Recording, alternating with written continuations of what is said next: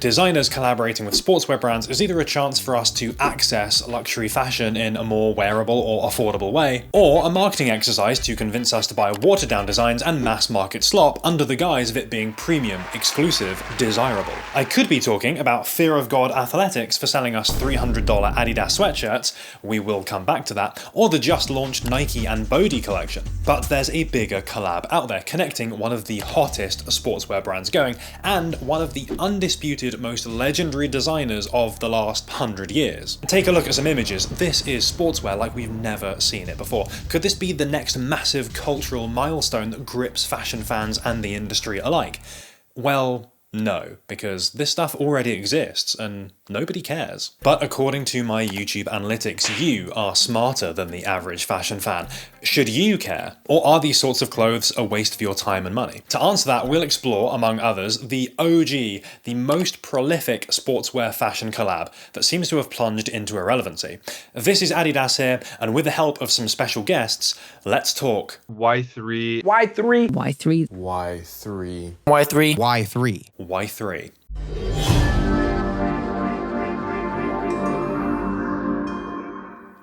Shouldn't the link up between a highly respected designer and an on-trend mainstream brand be a fashion powerhouse? I did poll you on Instagram and many of you felt that Y-3 was a cool brand, but to a wider fashion audience, I don't think it is. I just have to look at the numbers. It gets some press coverage, but few people in online fashion communities are talking about it, and few people post content to their social media. Most TikToks are under 10,000 views, apart from this one sneaker video. Instagram doesn't have a bunch of Y3 warriors comparing full looks and archives like you might find from Balenciaga, Rick Owens, Acronym. I haven't met anyone that likes Y3 like at all, besides I guess you like Y3, right? No. You're probably thinking it's one of those brands that did some interesting stuff a long time ago but just doesn't have anything decent to offer now. Here are some images from Y3's peak back when it was interesting. What year do you think these were from? Psych, they're from all over the last 2 decades, including next season. If they're consistently putting out decent looking stuff, how have they gone from relative excitement in the mid-2010s to nobody seeming to care now? A true definition of a forgotten shoe. When is the last time any of you guys seen a pair of Y3s? Is Y3 an underrated, forgotten gem, or total garbage that everyone has rightly cast aside? And what does that tell us about designer collabs? To answer that, we're going to look at 3 main categories: brand history, collaborative vision, and the clothing itself. Let's start with history. A lot of people buy into brands on this basis, but I actually think it's a potential example of why you might want to avoid these sorts of collaborations, whether that be Y3, Fear of God Athletics, Nike and Comme des Garçons, or even luxury brands generally who use heritage in their marketing. Yohji, of course, has a long and decorated history. We don't need to dispute his fashion credentials, so let's look at the Y3 story. Over 20 years ago, in 2001, Yohji Yamamoto felt he was becoming too far from the street. At the same time, he saw New York businessmen walking to work in their suits and sneakers and found the strange mix incredibly charming, a fascinating hybrid. So he approached a sportswear giant looking to collaborate. That sportswear giant was Nike. And they said, no, we will never do that, we only make sportswear. Adidas, however, welcomed him with open arms, and the two started creating clothing collections from 2003 following an initially successful sneaker launch. We can't understate how groundbreaking conceptually the connection between luxury fashion and sportswear was. Sporty but elegant. It was very complicated, but because it was complicated, difficult, I was inspired. This was the collaboration that showed the market the inclusion of sportswear and technical fabrics and design language into a fashion space could work. We're talking years before Off-White based its ethos on the connection of luxury and street fashion, and before most fashion brands were incorporating sportswear-inspired construction and technical fabrics into their work. I have no doubt that Y3 was instrumental in building a landscape where these things can thrive. Y3 absolutely deserve credit for doing it first, but now there are a lot of designer and sportswear brand collabs, not just North Face and Undercover, but North Face and Gucci, Salomon and Margiela, Arc'teryx and Jill Sander. Even within Adidas, you have Wales Bonner, Craig Green, Prada, Fear of God, of course. Nowadays, consumers are spoiled for choice, and they're going to go with whichever collab feels newer, fresher, more hyped. We also must understand that any conversation about brand history is essentially marketing from the brand. They want us to know these stories because it makes us feel like we are buying more than just the physical garments. We're buying better than just sportswear designed by teams of anonymous people to a particular spec or price point. For example, the Fear of God Athletics packaging is very clear to remind us that this is Fear of God clothing, not just regular Adidas, but it's debatable how much that garment history reflects the garments in reality. At this point, he's already retired and is probably not pattern making, is probably not designing, and Y-3 is probably just emulating what designs that they think he would have created at the time. Sure, he probably had a part to play in the beginning of when it first came up, and he probably had a huge impact on that, but at some point, as Adidas is, they require a lot of looks, a lot of designs, and that's a lot of emphasis to put onto something such as a diffusion line, especially as many diffusion lines as Yohji has. There's so many. Without the Y in Y3, what exactly are you buying into? Just 3, but more expensive. Brand history and co-signing of a cool designer on a piece of mainstream clothing can be a nice little bonus, but it's probably not a good enough reason to buy into it, particularly when we as consumers don't really know the actual level of that designer's involvement. So what about collaborative vision? What perspective can a collaboration bring? In some cases, not much. Did Fendi and Fila really need to exist? Was the world crying out for the addition of a Fila logo to a luxury bag? This is an area though where there can be some genuine value. Fear of God Athletics provides an avenue for more sportswear focused designs than mainline, whilst retaining some of the sartorial inspiration and fashion forward silhouettes, something that's lost in the ultra popular Essentials diffusion line. Margiela brought the tabby shape to Reebok sneakers and an unconventional performance model to the streets with Salomon. Nike and Comme des Garçons can be kind of all over the place, but bring some humor to designs and intentional inversions of Nike design conventions. There's something to be said for bringing a design out of the archives that Nike internally thought was too ugly to ever release. Something to consider when evaluating whether a collab is worth your time. Does it allow you access to the aesthetic, the designs, the worldview of a designer, either financially or aesthetically? You might love Cray Green, but not want to wear it yourself until the brand is in a more wearable Adidas shoe form. On the other hand, you might see a whack collab as a compromised vision, not only products built to a lower spec at a lower price, but also in a higher volume designed to sell more product, rather than it being the creative expression of a designer. Doing something anti-mediocrity and then surprise people, they will accept because it has meaning. Anti-mediocrity sounds good, but which side is Y3 really on? Even in the earliest collections, Vogue noted how Adidas predicted Y3 could become a $300 million business, and that if Adidas's predictions come true, the mainstream is about to get a lot better looking. i.e. that the clothes look good, but they're also very much about making money. 3 years ago, they commented that Y3 has certainly been a huge financial success, and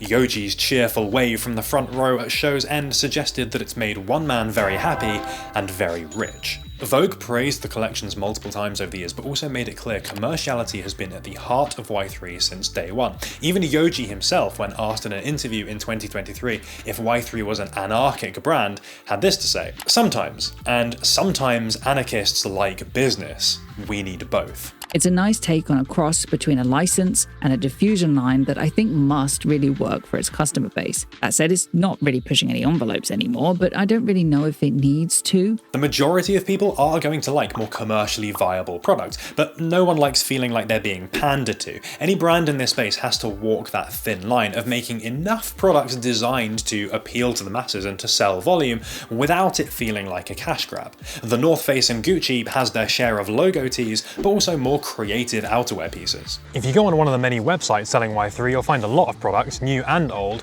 which look a lot like Adidas things with a different logo on. How many of these represent anti-mediocrity? And now we're past the mid-2010s logo mania, adding your luxury logo to something just isn't going to cut it anymore. Sure, materials and construction are generally more premium, but that's hard to communicate, especially online. I think this was particularly the case a few years ago, with several of my contemporaries mentioning that they lost interest around that time. Up until recently, recently. They've kind of moved in a different direction with their silhouettes that I feel like most people didn't really like. You know, they were always known for their unique silhouettes. So for the past few years, I've been shopping with Yohji's other brands like Sight, Ground Y. Better design, similar pricing, if not cheaper than Y3. But it does look like Y3 is experimenting around again, and I'm happy about that. There are a few years between 2019 and 2021, basically the COVID years, where it seemed to lose its identity, opting for a more wearable, westernized idea that was more in line with the loungewear craze that was adopted by a massive part of the industry. Needless to say, I wasn't really a big fan of that. Since then, Y3 has come back to form, offering post-avant-garde clothing combined with sports, which is what it should be about. Maybe the clothing now is of more interest, but to sell you on that interest, somewhere needs to communicate the Y3 worldview. What does it mean? You need to feel like you're buying into a different, cooler world than Adidas, or at least something that feels differentiated. But taking a look, this is basically just a category on the Adidas website. The product look and feel is exactly the same as what you'd expect from mainline, just a sentence talking about the brand's rebellious vision. Logo hat, very rebellious. Cotton hoodies, daring today, aren't we? Fear of God athletics pieces aren't conceptually more interesting than Y3, but their presentation is so much better, it feels like their products are substantially different. That's what I get for trying to film outside. This does help explain a lack of interest in Y3. If you keep coming across products like this and not the looks like this, you're probably going to start writing them off. And if the home of Y3 doesn't show you what Y3 should mean, then why should your average fashion fan care? It makes you think that if all designer collabs were presented like this, how many of them would you actually be interested in buying into? For me, Y3 was always a brand that had really interesting footwear collaborations when I started getting into fashion, and Y3 made these variations of Pure Boost and boosted sneakers that Jerry Lorenzo was wearing that I loved. Fast forward to now in 2024, it's a bit irrelevant to my personal style, and I just haven't been paying attention as much. It's not really in my wheelhouse of interests. This is a common experience. For many fashion fans, it's not to their taste now, but people were super interested in Y3 and Y3 sneakers, especially in the mid-2010s. The glory days when the Casa was one of Adidas's most hyped sneakers. They did try to re-release this recently, but maybe they should have given a bit longer for nostalgia to kick in more. And my first video posted to a Facebook group was about a pair of Y3 retro boosts that I bought for 50% off. I think that was my first, like, premium piece of clothing. My recommendation would be, if you can find Y3 stuff at a little bit of a discount, then I would probably go for it. I think people really liked the idea of Y3 using Adidas tech like Boost and Prime Knit, but then applying that in a more fashion-forward way. And they genuinely felt like more premium products too. If you bought a pair of Y3 sneakers, you get 2 dust bags in the box, you get a little information card. And aesthetically, so many of these shoes are great examples of things which neither brand individually could do alone. That's quite common now, like North Face and Undercover taking well-established product and material technology, giving it some little updates. You've got different pocket details, you've got different interpretations on what those original jackets were, plus the little undercover lick of paint. This is something Y3 has been pretty consistent with, like integration in the Terex sub-brand to provide more outdoor performance-focused fashion clothing. And literally the most recent Y3 capsule called Y3 Atelier makes heavy use of Gore-Tex, but in a far more avant-garde way than Adidas would ever do with their mainline. It feels like a real 360-degree exploration of what Adidas can offer from a material and a performance perspective, and I think that's a very interesting thing to look out for when considering if these kinds of collaborations can provide value to you. Current Y3 maybe has something to offer Reggie and Johnny, clearly not of interest to Drew, but I wanted a definitive fashion opinion, so I called up the biggest name in YouTube fashion content who I was sure could provide some real insight. Yo, Christian, Mr. Aesthetic, thanks so much for coming on here. Would be great to get your thoughts on Y3. All right, well, so I've never actually been asked the question why 3. It's an interesting topic though. Thank you. Yeah, I think it's really interesting. If you really think about it, a lot of like really cool things happen in 3s. No. I mean the brand, you know, thirds, for example, right? Like, why is that so magic? Aesthetic pleasure and just the order. 3, 2, 1. Why do it gets uncomfortable? Because then you're starting to get aware. You're starting to get conscious of the fact that you're breathing. You are now conscious of the fact that my hands. Which is another interesting thing, because when you start becoming aware of your Father, Son, Holy Spirit, that's another 3. That's another trilogy. That was great, thank you. But what about Y3, the brand, though? I don't know, man. Wait, Christian. What is the point of trying to... Look, maybe brand perceptions aren't that important anyway. What really matters is the clothing itself. Having a fancy website or a brand vision is, again, a form of marketing to convince us to spend more money on clothes. So is Y3 clothing worth buying? Should you pick up Fear of God athletics? I could focus on random things I've purchased over the years, but instead I wanted to bring in some new stuff and judge it on its own merits. But where should I look? Now, as far as Japan is concerned, Y3 has and always will be quite popular, as its silhouettes is more common here than anywhere else in the world. And in Japan, Yohji, the brand, is still one of the most popular in the country. So that'll tell you about the popularity of Y3 right there. What Reggie said really resonated with me, the idea of this solid market in Japan for those who have found their brand and aesthetic. So I thought it could be a great source for this clothing. And I checked out a source for Japanese clothing that I have never used before. No gatekeeping, if you're into this stuff, you're definitely gonna find this useful. This particular retailer is called Ragtag, a Japanese exclusive secondhand consignment covering all sorts of brands and full of items you will not find in Western retailers. And I was only able to make use of this site thanks to this video's paid sponsor, World Shopping. If there's one thing you need to know, it's that they are automatically integrated with hundreds of Japanese fashion websites. So you literally don't need to do anything to take advantage of it. That is my kind of service. So anything with World Shopping integration will activate when you browse it, and you'll add items to the World Shopping cart and pay using them rather than the site directly. They'll then give you a shipping estimate, so no nasty surprises, and once it arrives with them, you'll pay the actual shipping cost. I think it was something like $40 to get this Y3 jacket over to me that I found. I hadn't seen this thing anywhere else, so I was quite excited. But because the yen is internationally quite weak right now, it makes this sort of international shopping make more sense. And if you want more ideas of where to browse, there is an enormous list of fashion retailers, and I will list some of the best ones here so you can check them out first. Take a look at what they do via the link in the description. I always like using these services first before I talk about them, and I'm pleased to say I think the whole process was really smooth here.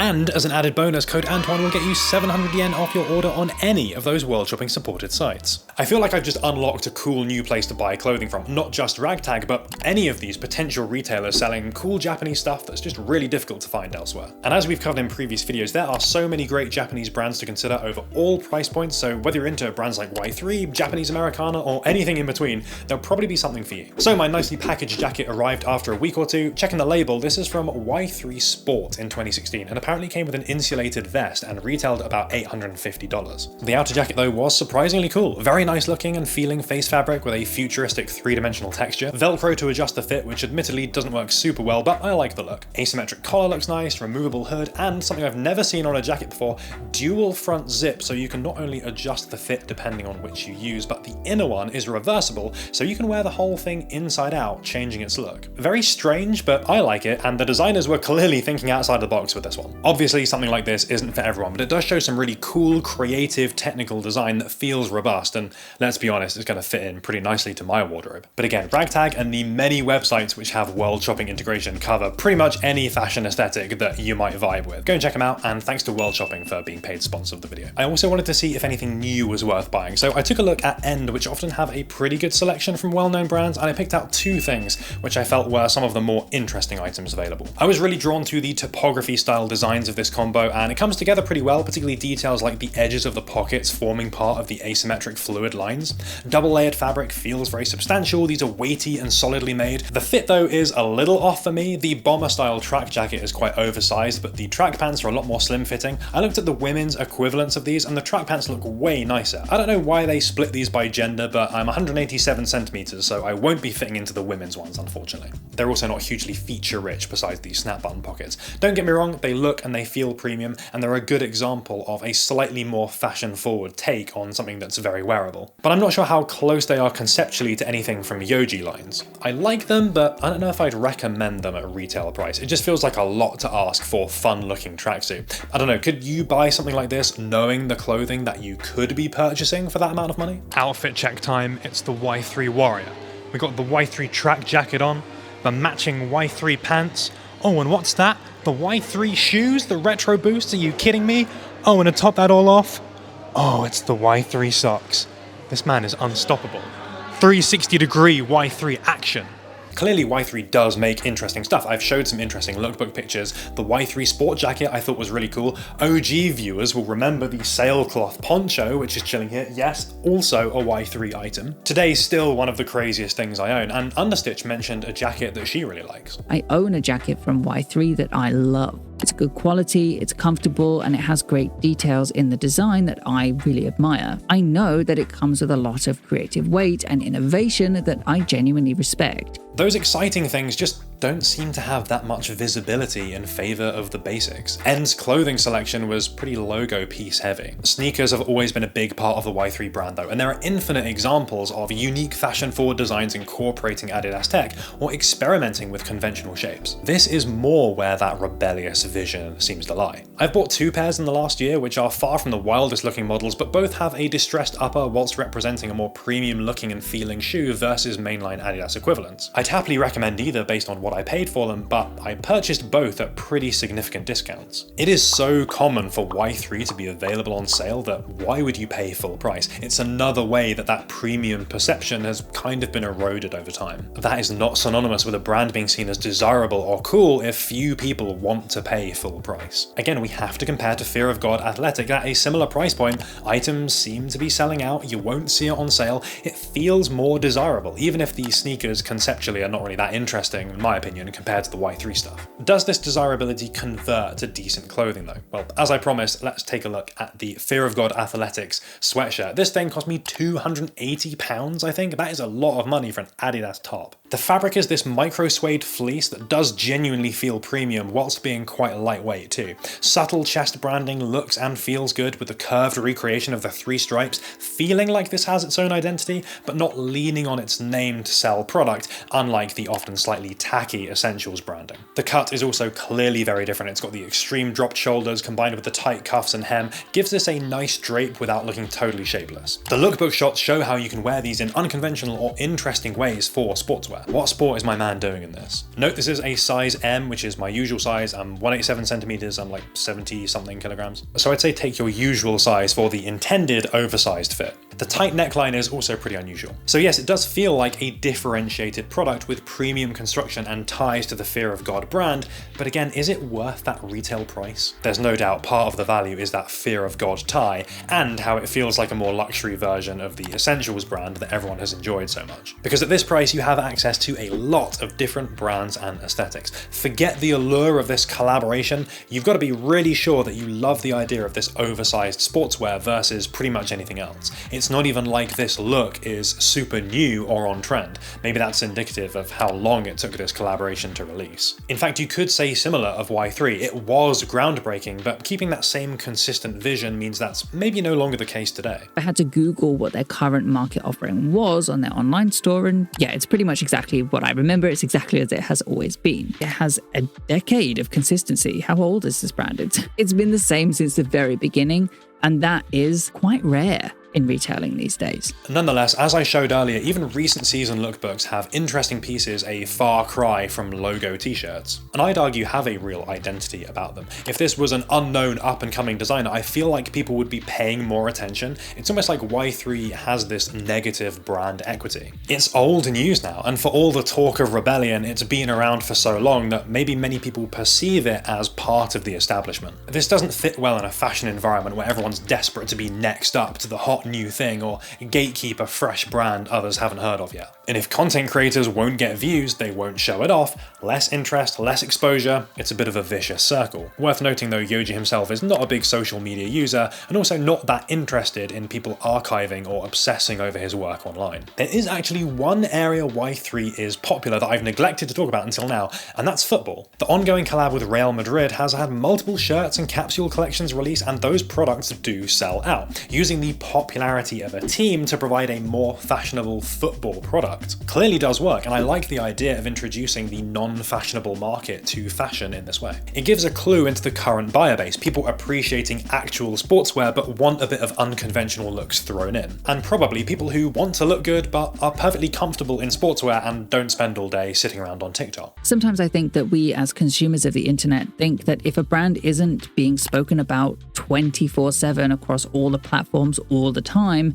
that it's dying out or that it's not as well loved just as it should be. There's something to be said of the consistency of Y3. It shows that it knows exactly who it is, and it caters to its own design language primarily that allows it to build a tribe of consumers. What's desirable on social media versus what are people actually wearing? And that's something that Y3 has. I actually see a lot of people wearing Y3 on the street. This brings us to the hard-hitting finale. How does the rise and fall of Y3's popularity actually help us decide what to wear? Well, brands really want you to see these collabs as more than they are. The legends of the designers who make them up. The chance to wear their clothing in a more affordable or palatable way. How thin the facade is on Y3 now, the potential lack of involvement from Yohji Yamamoto's side, the lack of investment in brand differentiation, the frequency of the sales eroding that brand premium. It shows what's underneath any kind of sportswear or high-low collaboration. If you can strip anything else back to the transparency of Y3, you can better evaluate whether that clothing is going to be of value to you. Does this shape, these materials really appeal, or does the idea of getting affordable fear of God or luxury essentials make you want to spend more money on what could just be a fleeting desire? So no, I'm not going to try and convince you that Y3 as a whole is some hidden underrated gem. Like any brand, it has its share of high margin, basic pieces and more interesting stuff. I'm hoping you can agree that I do have some really nice pieces from the brand, so you really need to approach things on this individual item by item basis. Not just for Y3, but any of these sorts of collaborations. What Y3's lack of popularity does mean though is if you can take this individual piece by piece approach, it's very possible to get some really nice pieces of clothing at decent prices. Whether that be cut price sneakers from retailers or exploring the secondhand market. Like I would not be able to get a jacket this nice for the $250-ish that it cost me. And there are way more bargains to be had on other secondhand sites because of Y3's negative brand equity. You need conviction to spend money on a brand that other people are not going to socially validate for you, but if you can do that, you can absolutely take advantage of the average fashion fan not searching for or disregarding this brand. I would love to hear what you think about the Y3 brand and more recent designer and sportswear collabs. Have you had a bad experience with any of these, or have you picked something up that's been unexpectedly really cool? Thanks to World Shopping for being paid sponsors of the video. If you have an interest in Japanese fashion, that is definitely something to remember. And massive thanks to my many special guests, Understitch, Drew Joyner, Fashion Elitist, Johnny Tai, Reggie Casual, and Frugal Aesthetic for providing their insight into the topic. All their channels will be linked in the description. I'll also link all my sources for this video if you want to find out more about the Y3 brand. There's 15+ articles, interviews, and more. And now I'm going to take a bit of a lie down, so I'll see you in the next one.